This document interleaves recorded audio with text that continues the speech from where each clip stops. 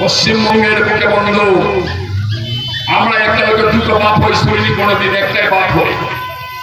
এখানকার বিরোধী দলের নেতা যে কথাটা বলছিলাম যে আমরা কোনোদিন কোন নেতার মুখে শুনিনি জাতপাতের কথা, হিন্দু হিন্দু মুসলিম মুসলিম কোন পার্টির নেতার মুখে কোনোদিন শুনিনি। কিন্তু পশ্চিমবঙ্গের বুকে একজনকে আমরা দেখতে পাচ্ছি তিনি স্বীকার করে নিয়েছেন।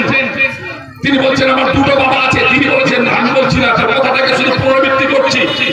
তিনি বললেন আমার দুটো বাবা আছে, একটা বাবার নাম আমার শিশির অধিকারী, আর আমার একটা বাবার নাম আমি মোদির বাচ্চা। আমার দুটো বাবা, একটা শিশির অধিকারী আর একটা হচ্ছে আমার মোদি, আমি মোদির বাচ্চা।